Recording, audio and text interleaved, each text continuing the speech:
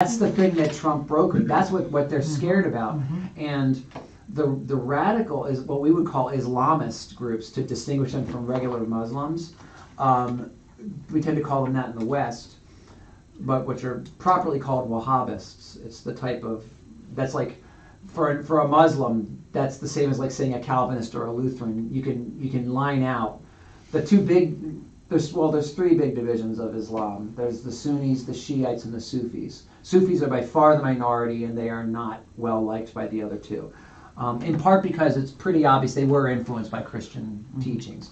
They do things like honor the saints, like they revere the burial places of their holy people. That's a Christian practice. That's not something that came from Islam originally. So they're thought of as being sort of corrupt. They also have a mystical tradition, which the other two do not. That's what you've heard of the whirling dervishes, right? Well, they're Sufi Muslims, and they do the spinning to induce almost like a state of being like they're on narcotics, so they can to facilitate a spiritual experience. So it's the equivalent of like certain Native American groups that will smoke peyote, to have a spiritual experience.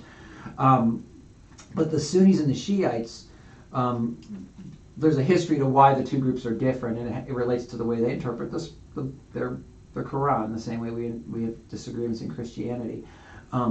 But the Wahhabists were a group that came into existence around the same time the United States was formed, in the late 1700s in Egypt. And they were kind of like, how do I say this? Almost like the fundamentalist Jews at the time of Jesus, who were out at, I've drawn a blank on the name of the place, where they dug up the Dead Sea Scrolls, and at the Masada and stuff like this. They really strongly felt that Islam had become corrupt, and that's why God permitted the collapse of the Ottoman Empire. So that's what they were saying. So what you need, of course, to see the rise of the empire again is a purification of Islam, a sort of rigorous sect. And so what happened as that was growing right around the same time as the American Revolution is going on, there's this wandering group of Arabs, and they just move all over the Saudi Arabian Peninsula. They get very influenced by this. Well, 100 and some years later, they strike oil, and they become what we think of as the royal family in Saudi Arabia. So during the Yom Kippur War, they were all in on the side of the Arabs, but they become rather secular society, Saudi Arabia has, and so they more want to be accepted on the court of international opinion than they care about being accepted by other Arabs anymore. So yeah, that's why they have this alliance. It's also why they have this big golfing thing, if you've read all about this. So that's all a way of trying to get accepted as a respectable country in international politics.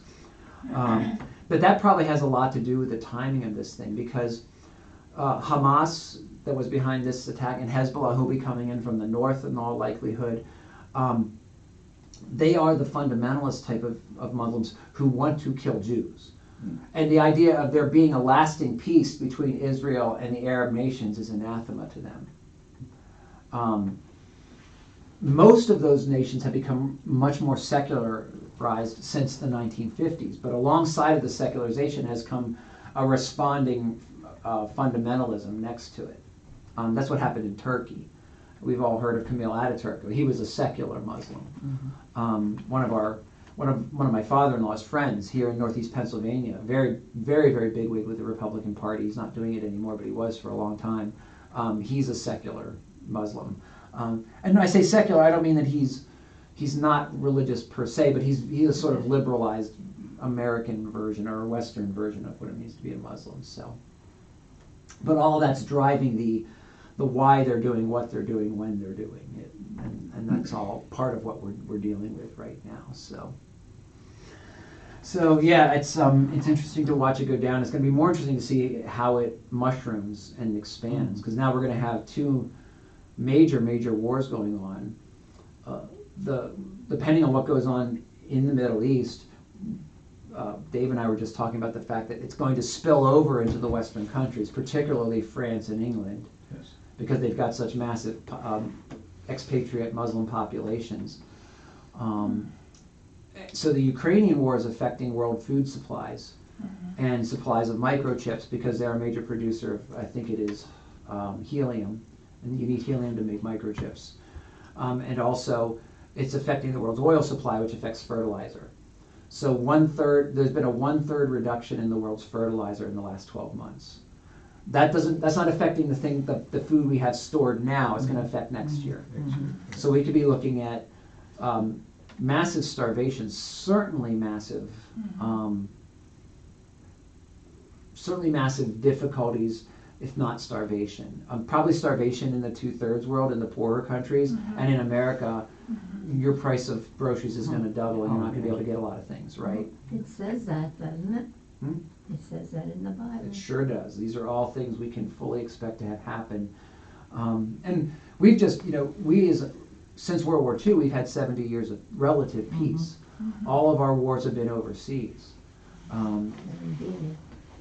That may change. That may change. Yeah, exactly. Well, and that wouldn't be surprising if, I know that already today in America, there's a lot of like Jewish schools and things that are closed this week.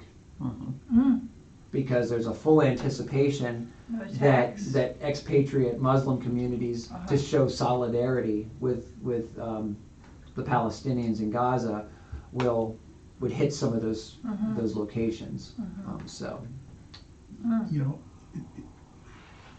It's almost funny, but it's not. All of the wars that we're fighting are basically religious. Religions can't communicate with themselves.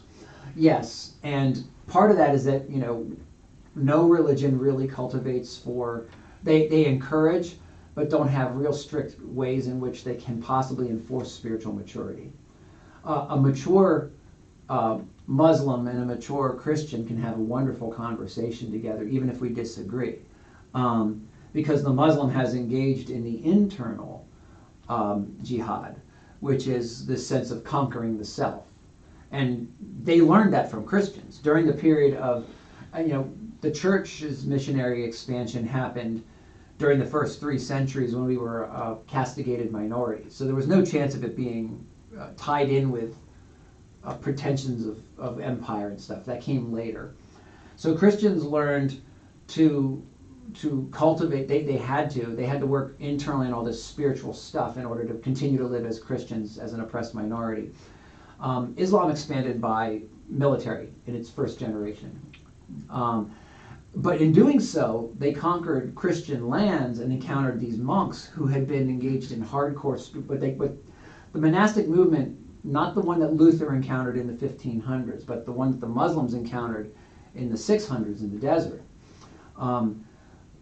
Those pieces, that part of the monastic tradition, they called it doing warfare on your knees. It was spiritual warfare done in your room. And so they envisioned themselves as soldiers with a soldier's discipline and that approach to what they were doing. So the Muslims encountered this, and in dialogue, sometimes with people they had captured, sometimes with people who were just were called dhimmi under Sharia law, if I remember it correctly. That refers to people called people of the book. So under a full Muslim regime that's using Sharia law, Christians and Jews have a little more civil rights than anyone else, than atheists or pagans. But it's not a lot. It's just a little bit more, but it's still there. And so they're having some conversations, and they learn this idea that jihad was originally purely external warfare. They start to learn to internalize it. And of course, that's long part of the tradition now. We're well more than 1,000 years. Well, no. Are we 1,000 years? Yeah, we're much more than 1,000 years into Islam now. Good deal more, almost 1,500. That's become part of their internal tradition. But as in all things, the ratio of people who are serious about something to the ratio of people who are kind of involved but not really. And we even know this in our own lives, seasons of our own life when we're not very spiritually engaged, right, and this kind of thing. It's easier to hate your enemy than it is to hate yourself and confess your sins. Shadow. Huh? Shadow. Shadow, yeah, exactly. Yeah, it's easier to do that. So we have to sort of think about these things. What's scary to me is that a lot of the levers of power now are held by people who do not understand religion from the inside out. What we saw in Waco, Texas, was an example of that. They did not understand that religious people are motivated in fundamental ways, and so they didn't have the right psychologists on site to help talk the situation down.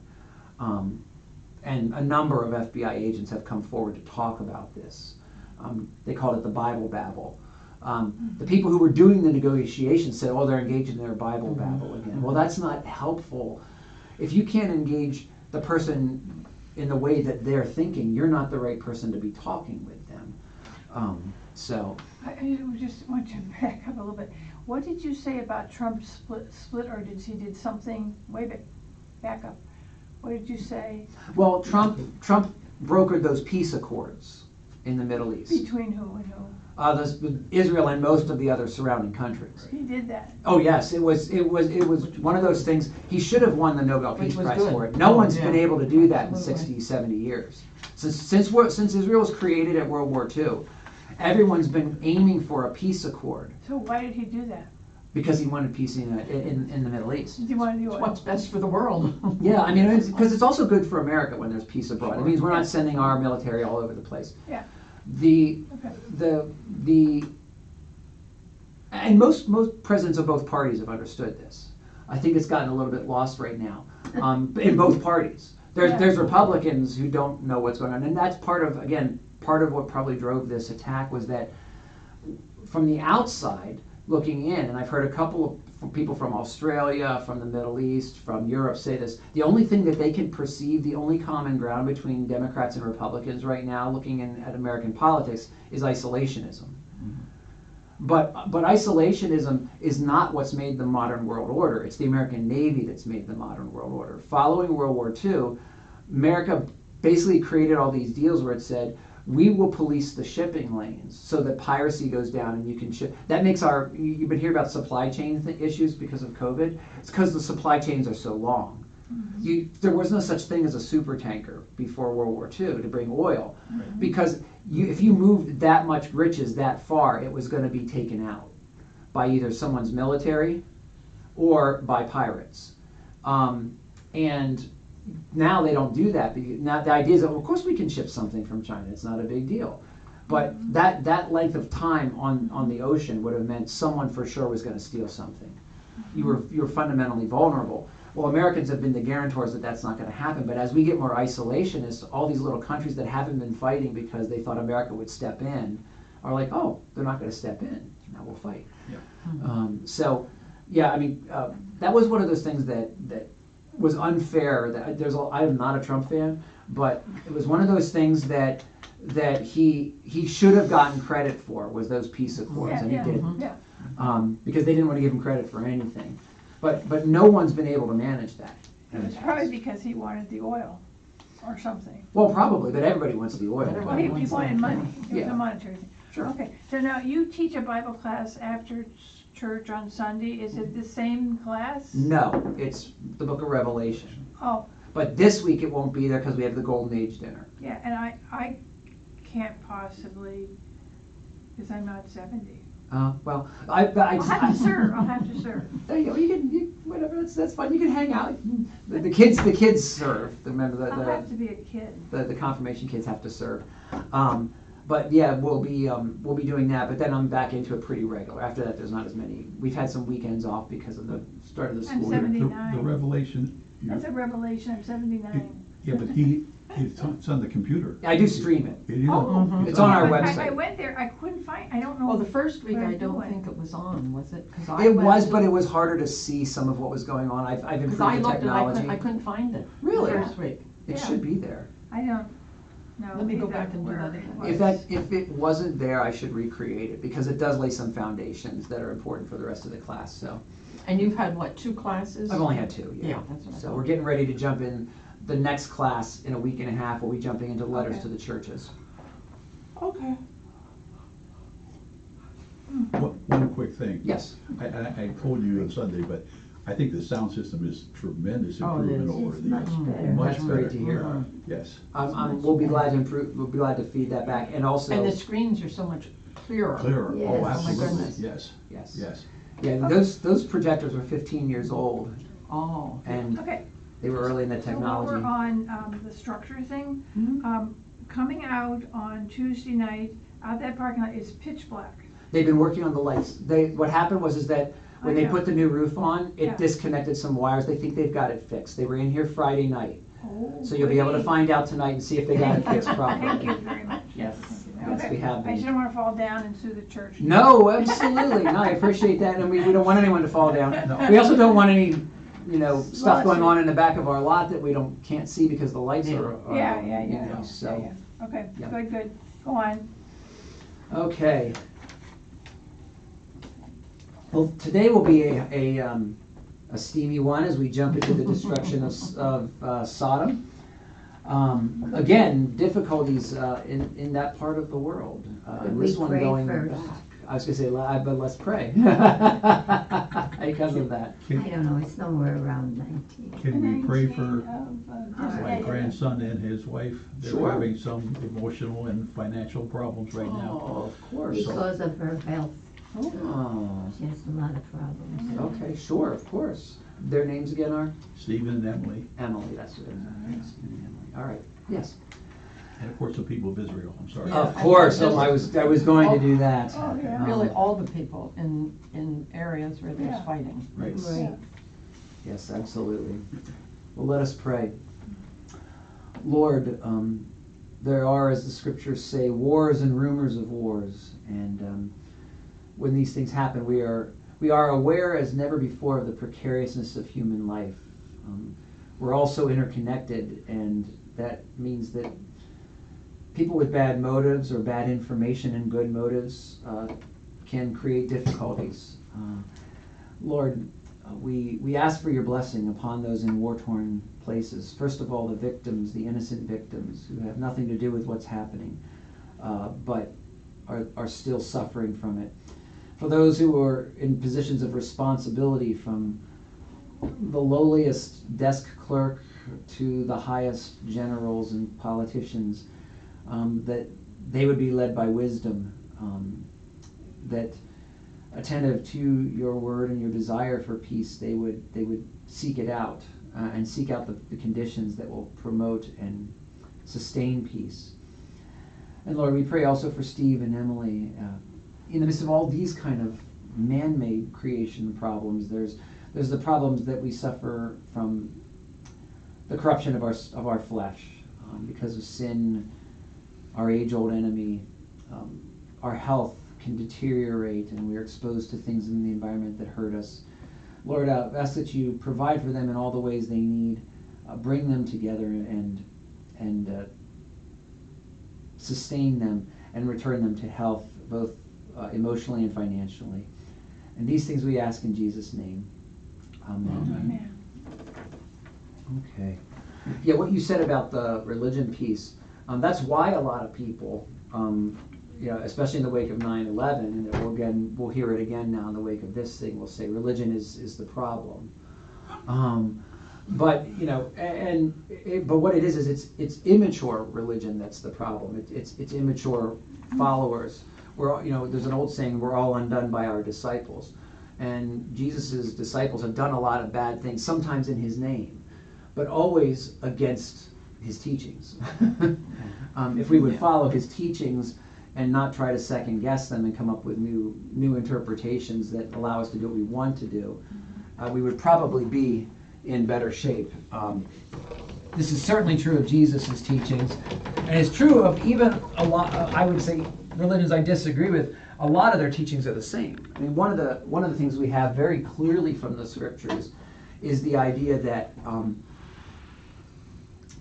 the law is written on our hearts, meaning on human nature. We all know the law. If you take the Ten Commandments and someone didn't know they were religious in nature, maybe in the modern world, with the exception of honor your father and mother, that's gotten thrown out in our secular culture. But pretty much all the rest of them, people say, yeah, it's a good thing not to steal. It's a good thing not to lie. It's a good thing not to gossip. It's all that stuff. all the things that are the ordering for human nature, it doesn't look all that different than like the teachings of Confucius. It doesn't look all that different from the teachings of Islam or Judaism, right? Well, Judaism is the Ten Commandments.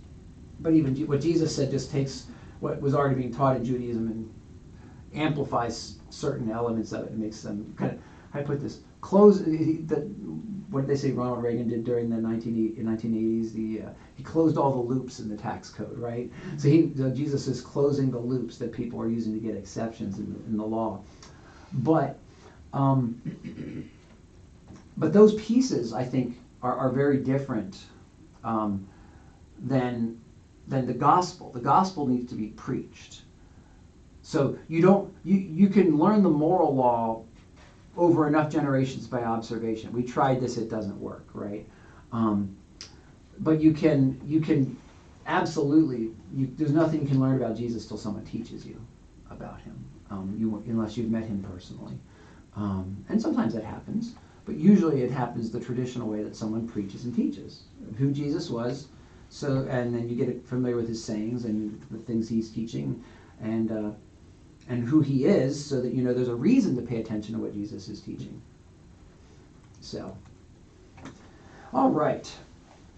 So we're going to get into now the destruction of Sodom.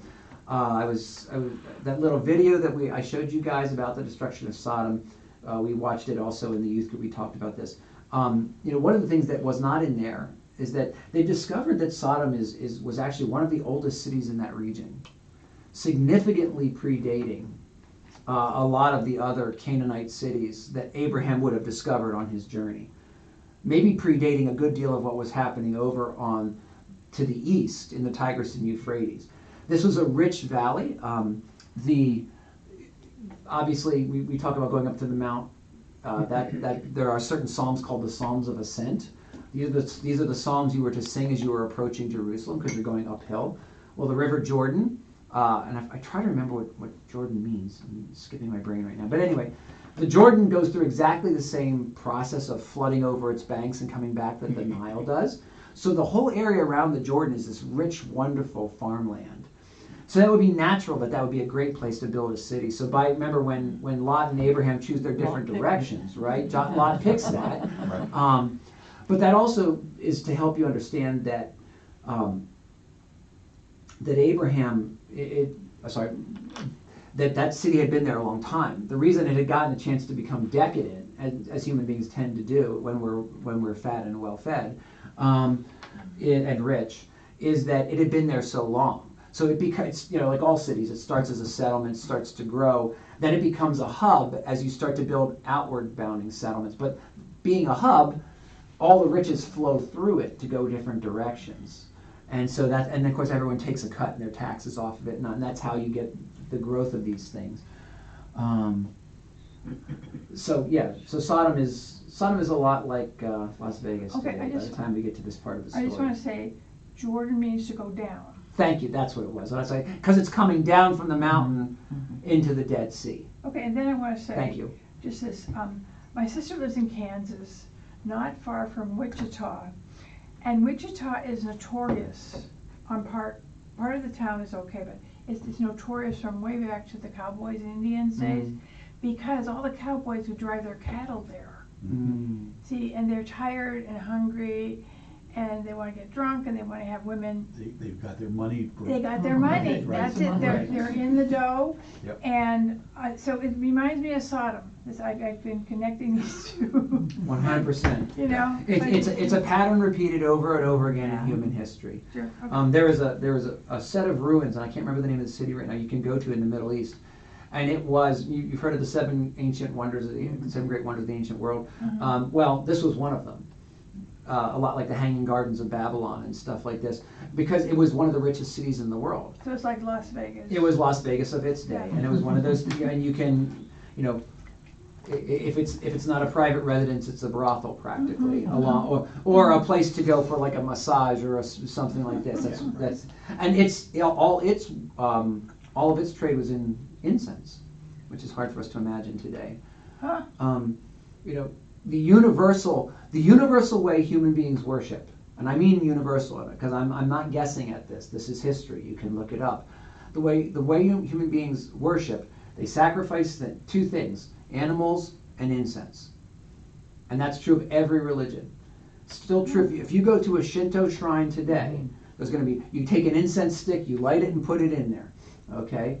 Once upon a time, and then you go, and even today, the very, very secular Japanese, they celebrate the Shinto holy days. It's more like a civic thing. Everyone goes to these parties, and you go to a place like Kyoto, which has a lot of the ancient shrines, and you light a piece of incense, you say a quick prayer, and then you go and get some food. And that's what the sacrifice of the animals is for. It's eating with the gods. This is the way that every religion in history worked. So incense was a major thing to be a broker of, because you were controlling people's worship. With controlling their worship, you were controlling the blessing of the gods on their culture, and everybody wanted the blessing of the gods. So, all right. Genesis 19. So as we noted before, we've gone from 3 down to 2. Now we did pick up, I'm just going to reread the first 3 verses. We read them last week, but then we'll jump into 4. The 2 angels came to Sodom in the evening, and Lot was sitting in the gate of Sodom. When Lot saw them, he rose to meet them and bowed himself with his face to the earth and said, "My lords, please turn aside to your servant's house and spend the night and wash your feet. Then you may rise up early and go on your way." They said, "No, we will spend the night in the town square." But he pressed them strongly. So they turned aside to him and entered his house. And he made them a feast and baked unleavened bread, and they ate. But before they lay down, the men of the city, the men of Sodom, both young and old, all the people to the last man, surrounded the house.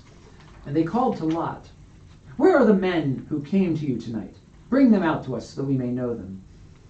Lot went out to meet the men at the entrance, shut the door after him, and said, "I beg you, my brothers, do not act so wickedly. Behold, I have 2 daughters who have not known any man. Let me bring them out to you, to do to them as you please. Only do nothing to these men, for they have come under the shelter of my roof." But they said, "Stand back." And they said, "This fellow came to sojourn, and he has become the judge? Now we will deal worse with you than with them." Then they pressed hard against the man Lot, and drew near to break the door down. But the men reached out their hands and brought Lot into the house with them and shut the door. And they struck with blindness the men who were at the entrance of the house, both great and small, so that they wore themselves out, groping for the door. Okay. So this is not a pretty story. Wow. Any way, shape, or form. I guess I didn't realize it, remember this or something, but I can't imagine a father saying, "I'll send my daughters yeah. out. Yes. You can do with them what you want." I thought Lot was a religious person. Well, Well, it's a Not- choice. already he has chosen. Abraham's the religious person. Yeah. So he's the only one who is not straying away from this But- call of But God. Lot is the 5 people in the city that are to be saved. But it's not because they're particularly devout. But it's like Okay. the Eskimos, maybe. The Eskimo, in the old days, you went to Eskimos, they offered you their women, right? I don't know. I don't know Yeah. anything about that. I've heard stories of it. Yeah, you've heard stories. Yeah. So maybe this is an old ancient custom, whatever. I don't know. Well, These things are inconceivable to me. later on in the book of Ezekiel, so now he's a prophet of the exile. So you're thinking all the way that far into Israel's history, right? When already the northern kingdom has fallen and Babylon comes and sacks the southern kingdom and takes out the young people and takes them off to Babylon, right? That's what we call the Babylonian exile, those 70 years. And it's in Esther, Ezra and Nehemiah, when the temple's being rebuilt, right? So the Babylonians come, they destroy the Temple of Solomon, and they take the Jewish royalty out. Hickory Hills. Excuse me, yes. You were calling me about a home in Hickory Hills? Who is this? Mike from Okay, Home so, Home. um, About a mobile home. Oh, yes, okay. yes, so, anyway, in the prophet Ezekiel, Sodom is castigated for lack of hospitality. So that was considered, that the great judgment was that they took strangers and treated them badly. Now that value of hospitality is still a massive, massive part of Middle Eastern culture.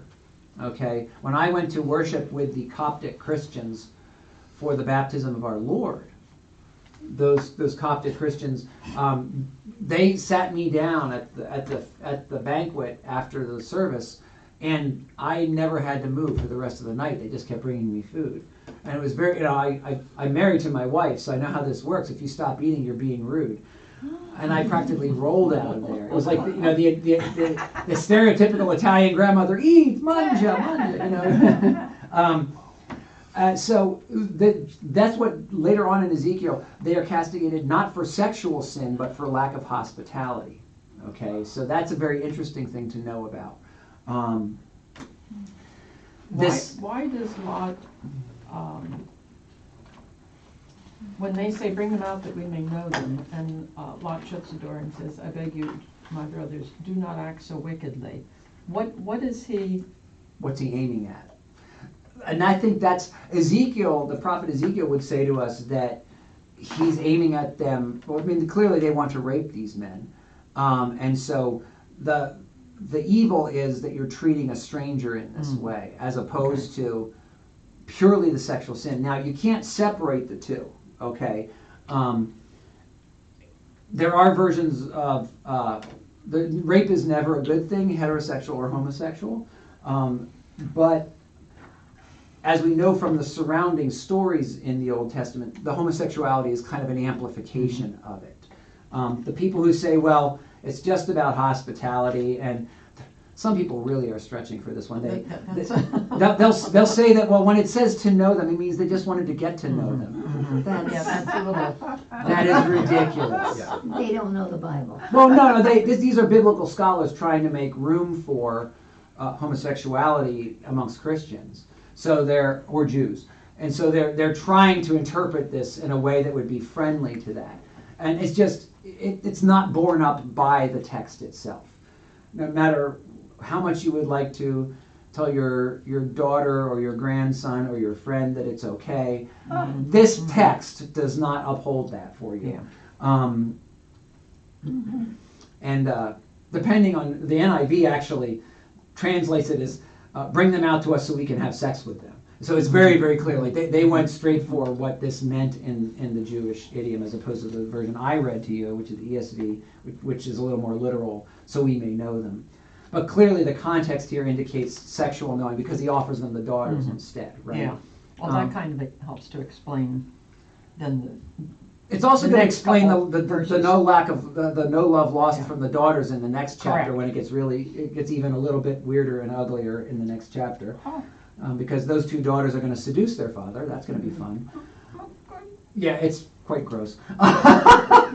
But this is a rough and tumble world, and it's a million miles from the world we live in, especially because our world has been, for 2,000 years, whether you're a Christian or not, has been influenced by the teachings of Jesus Christ.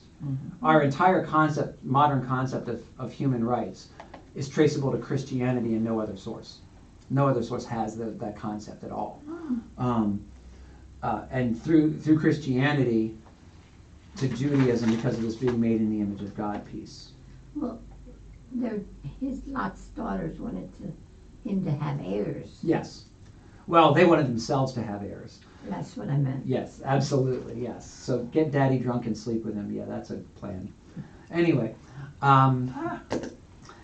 so yeah, but so you can understand, though, apparently here, he remembers enough of the religiosity from being raised in Abraham's household to know that this is not how you treat strangers.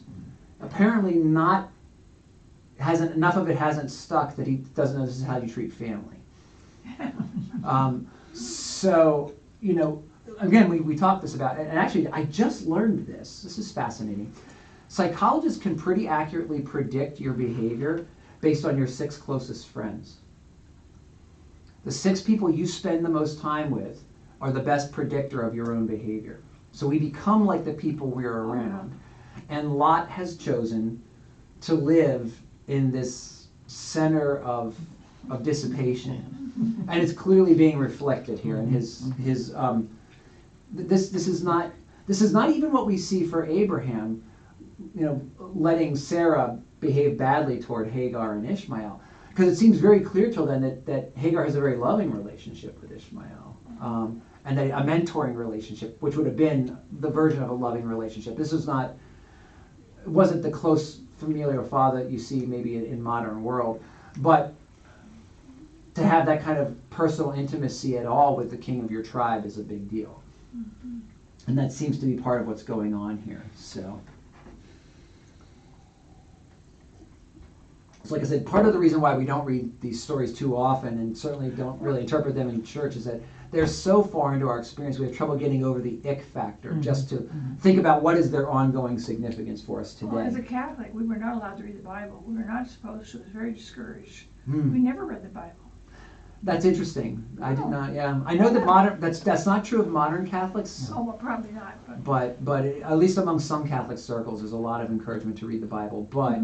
But there also is an encouragement to not go off and just interpret it on your own, right? And there's probably some justification for that. My wife showed me this truly weird thing that this woman up at Quiet Valley this past weekend showed. She does all her Bible study through YouTube, which means that the robot is choosing what you're going to read Yeah. or listen to. Yeah. And it's also based on what you're already hearing. So you're not, like before I teach you guys, I'll read a bunch of different sources that disagree with each other to a degree and try to draw out of it the best lessons that I can bring to you, the things that seem the most reasonable, rational. And that's not true on the internet. It just wants to keep you watching. So the robot is designed to pull in, make suggestions of things that are similar to what you've already read and have you not go outside of your wheelhouse. Yes. Okay. So back to the story here. What else do we see? It's the whole city. Yes, I'm glad you brought that up. This is very important to remember, especially these older books of the Old Testament. This is a Jewish idiom called hyperbole. Okay, we all know what hyperbole means from modern English. Overstating your case, right? So does this literally mean that every man in the city was at their door? It was a pretty small city if that was the case. How do you fit them all in that area? And we actually know how physically big it is now because we've excavated it at Tel El Hammam. 63 acres, which doesn't sound like much to us from modern city speak, but for ancient city speak, that's a lot of ground Where inside are the you? city walls. Line. That's, Verse 4. Verse 4.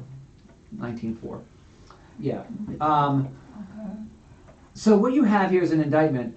The men of the city of Sodom, both young and old, all the people, to the last man, surrounded the house. So what this represents, what this is telling us, is a Jewish way of telling the story of saying everyone was complicit. Yes. In the book, if you've never read it, Atlas Shrugged, when that book was released, and she worked on it for 12 years. It's one of the most poorly written novels that's ever been produced after 12 years of writing. It's so bad. As just pure from an aesthetic English standpoint.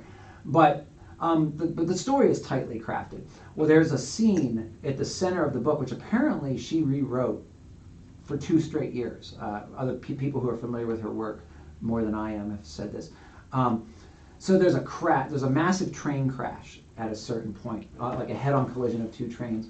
It's caused by massive systems failure, but the systems failure is caused by poor policies. And what she does is go through the train, everyone who dies on the train, person by person, and indicts them. And says, here's how they helped create this. So that they weren't victims anymore, they were all the perpetrators of their own death. That was what got her roasted in the critical reviews.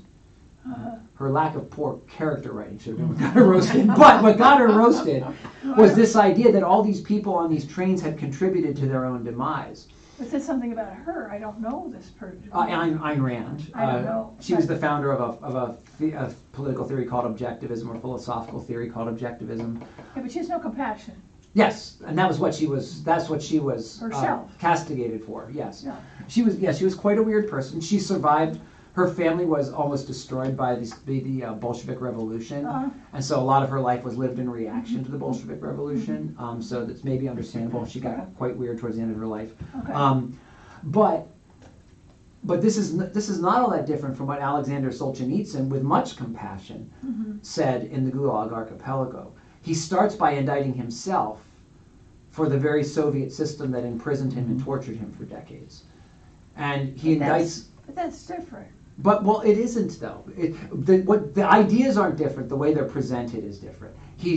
Alexander Solzhenitsyn was a man of wonderful compassion. He became a Christian in the Gulag in prison, but he was clear-eyed about saying the whole Soviet system was held up by everybody telling lies, because they were hoping that they weren't be the next one to be caught in the net.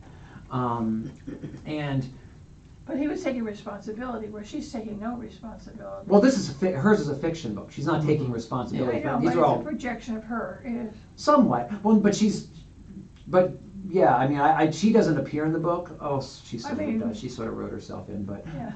one of the characters is, I forget, Okay. is like that. But no, what she's saying is like, okay, this professor in this car who died taught the theories that created the train system that ended him in the car crash. oh my God. So that and that's fair. That's absolutely fair. If someone teaches their students, and their students go out and build something bad, and I'll give you an example of this.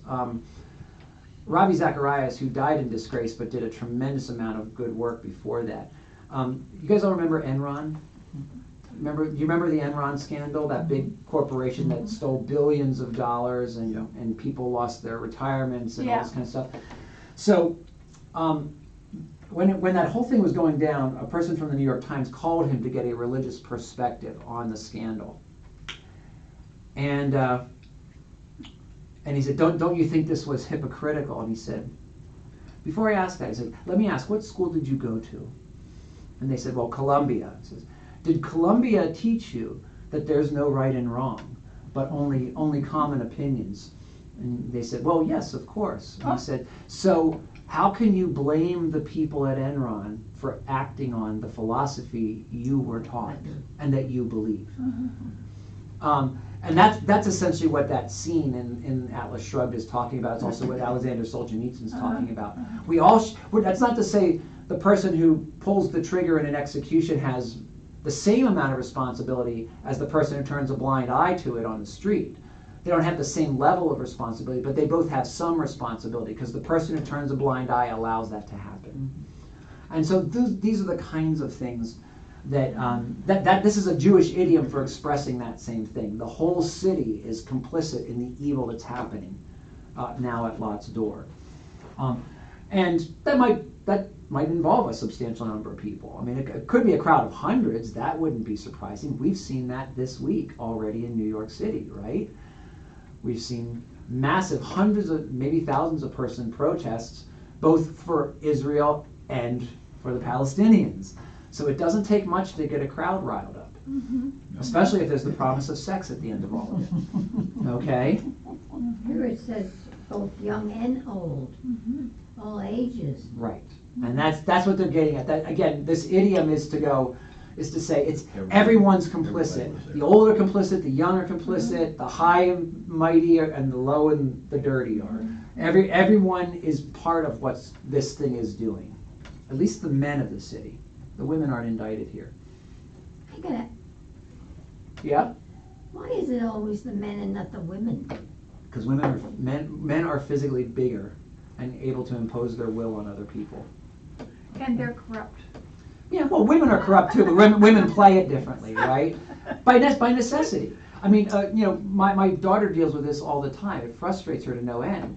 She has spent the last 4 years learning how to break boards in karate, and one of her male friends can look and go, bang, and do the same thing with no technique whatsoever. He goes, well, that was easy. Well, of course it was. You're twice as strong as she is without even working out. Right. I mean, men have almost twice different body strength. It's like 180% of the upper body strength of a woman of the same weight. A man will have that much more upper body strength.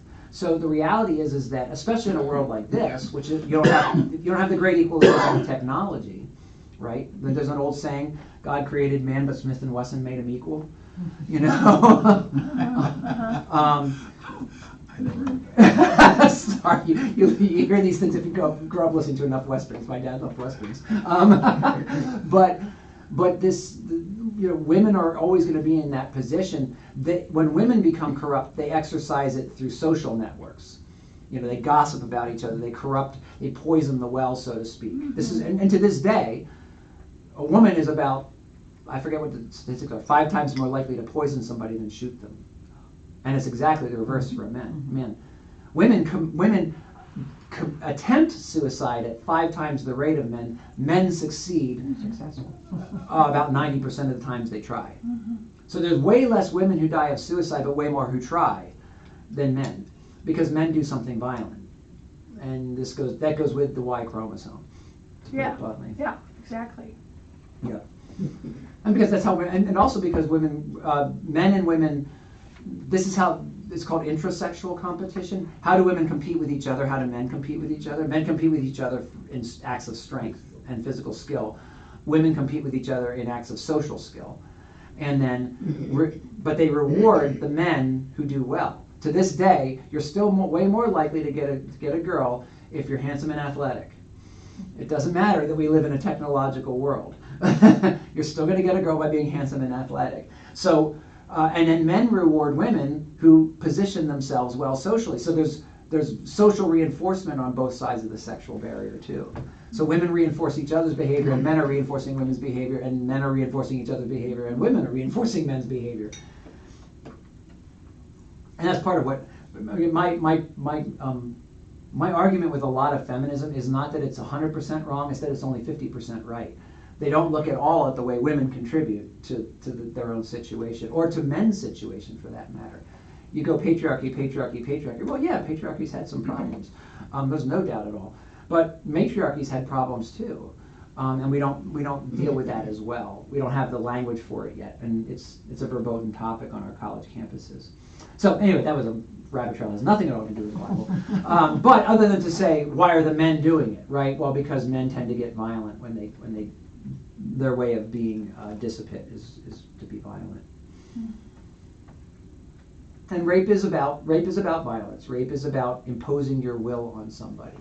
But there has to be a sexual arousal component involved in it as well. So it's about both. This is mostly about inhospitality and violence to the stranger. And part of how we know that is that it's right in the text. And for me, it is verse 9. So the word in my version, it's the word sojourn. This man came to sojourn. What that means is he's not a citizen of the city. Remember, in the ancient world, your city was your country. Ours says foreigner. Huh? Ours says Foreigner, yes. right? Yeah. Someone who lives here, makes their living here, which means benefits from us, but doesn't have the responsibilities of a citizen. Isn't that kind of what the arguments are about the illegal immigrants coming into our country? They're going to collect welfare, they're going to benefit from things in our system, whether it's welfare or even a job, right, that they can't get in Mexico, but they don't have the responsibilities that a citizen has. This is what they're saying. So, and that's why I said, we're going to treat you as worse than we treat them, right? Because after all, you're a foreigner and we're entitled to do that.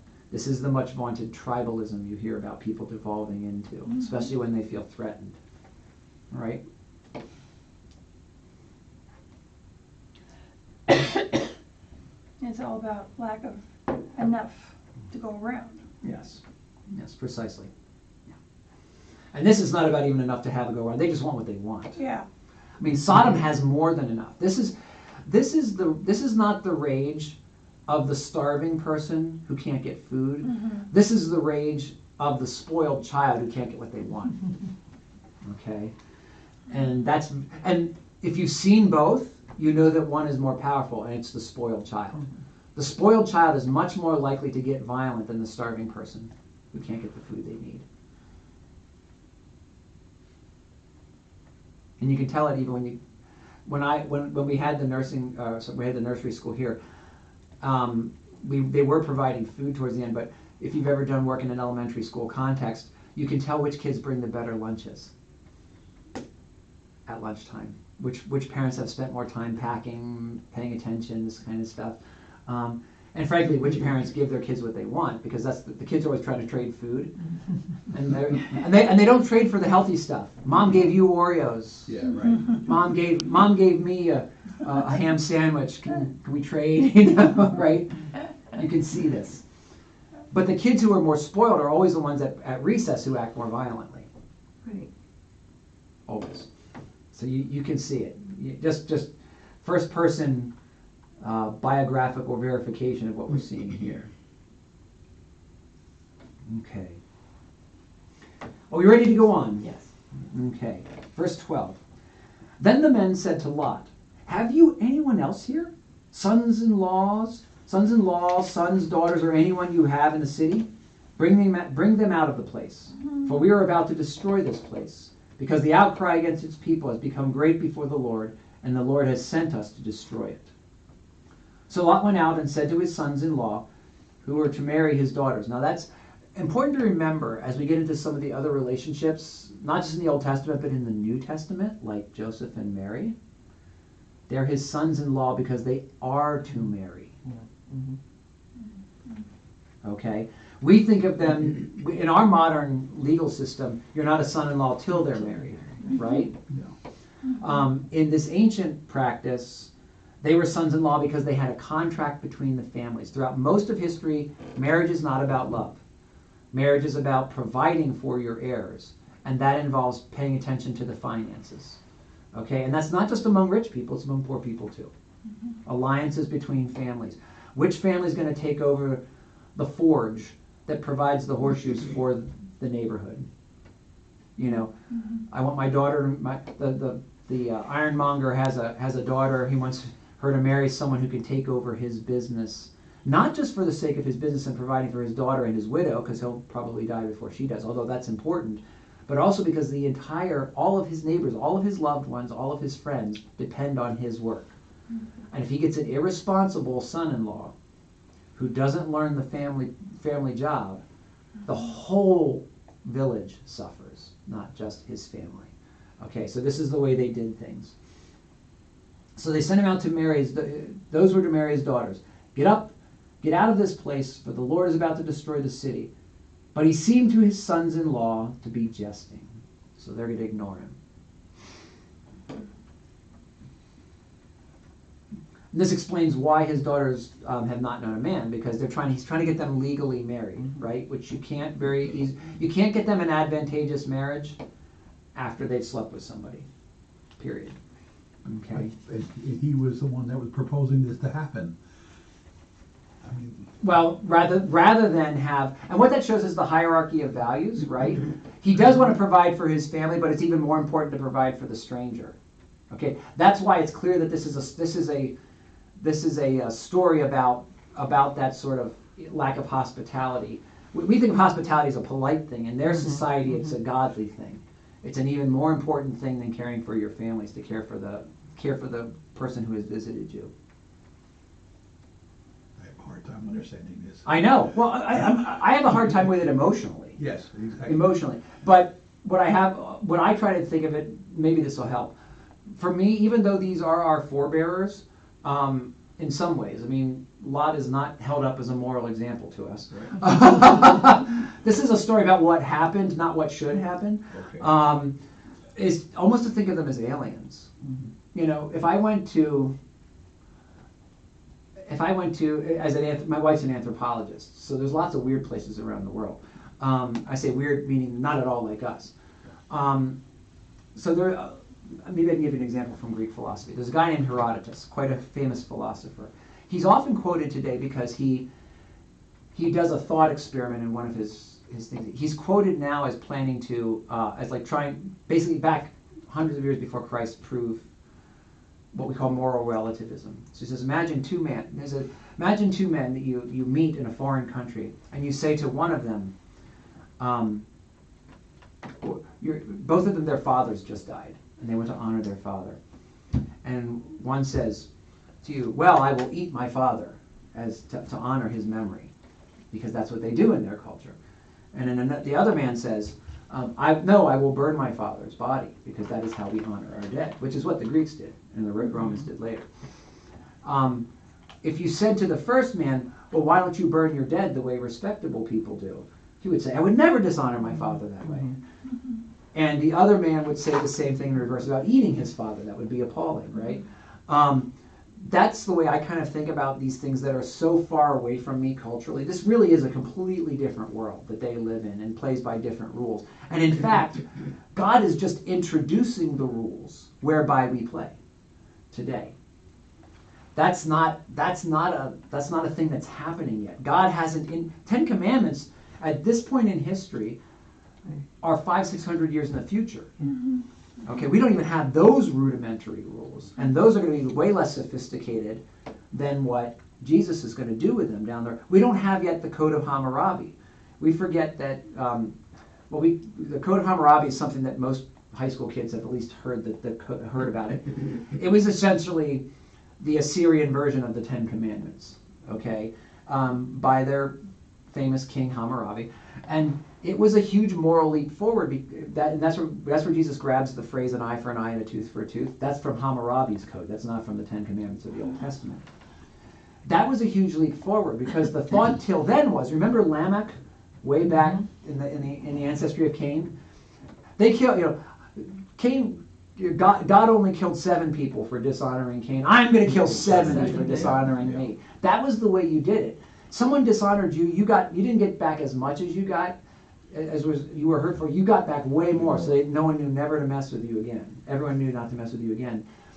Hammurabi said, no, you can only take as much as was stolen from you. So if they put out your eye, you're entitled to one of their eyes, but not both.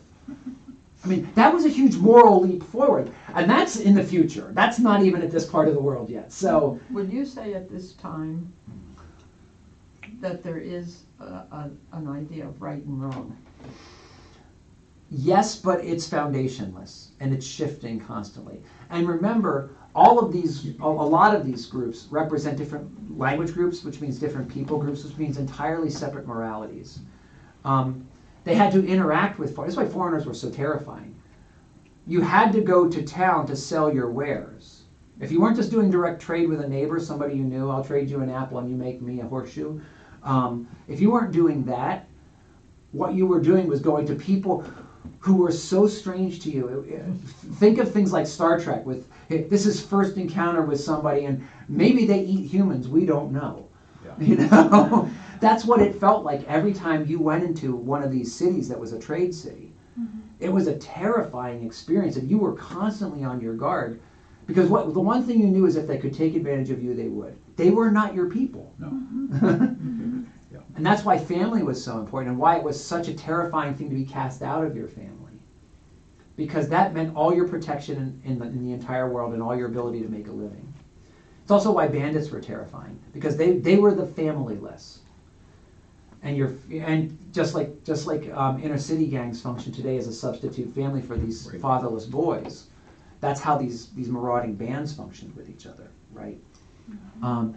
So all of that is in play when you go to a city like Sodom, okay? All of that is in play when you go to a city like Sodom. All right, anything else about this?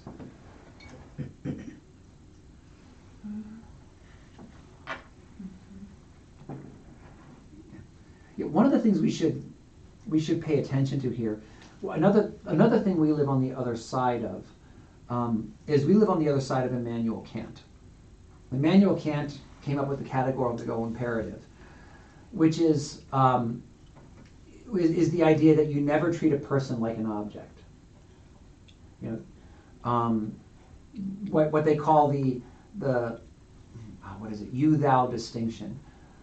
I can treat another human being as an object. Remember, slavery is ubiquitous in the ancient world. It's actually ubiquitous in the modern world. It's coming back in a big way. It's never completely gone away.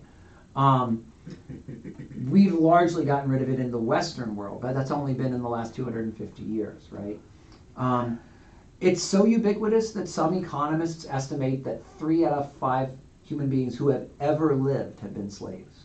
So the great majority of our ancestors were slaves of one sort or another. Okay,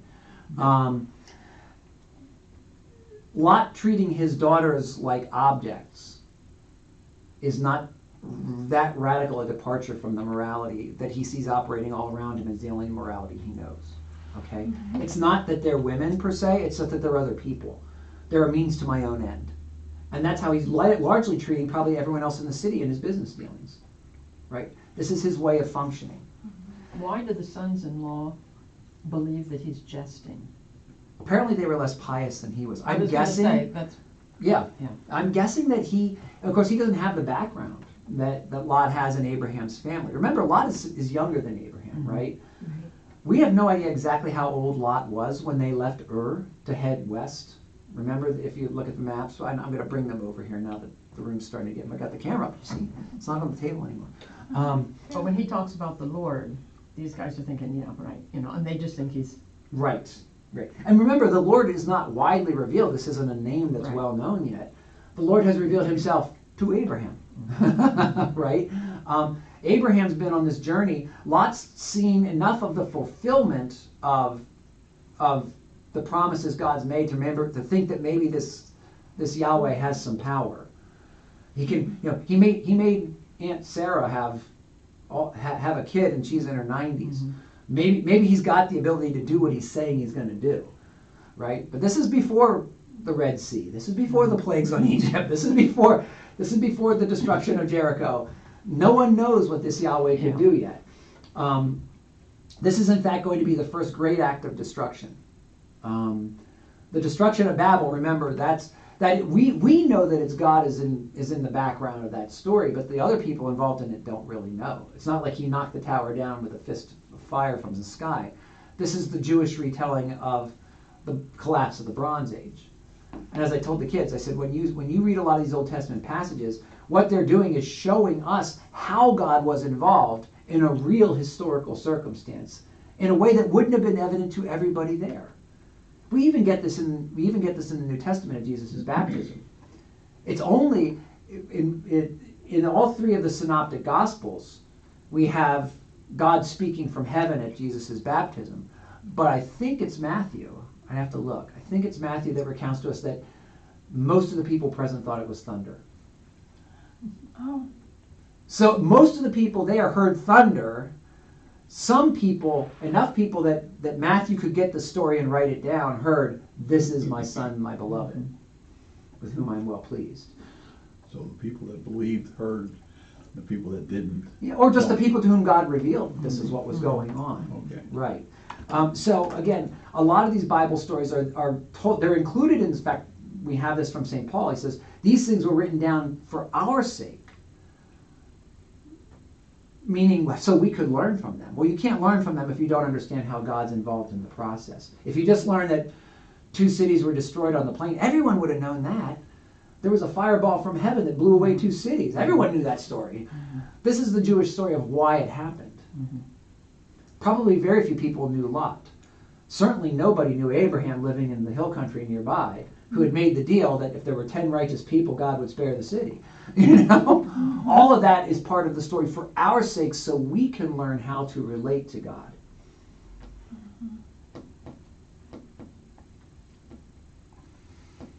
All right.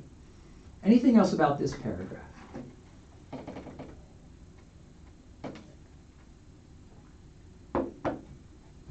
All right. We will stop there. We'll pick up at verse 15 next week because it's about 10 after 12. It sounds to me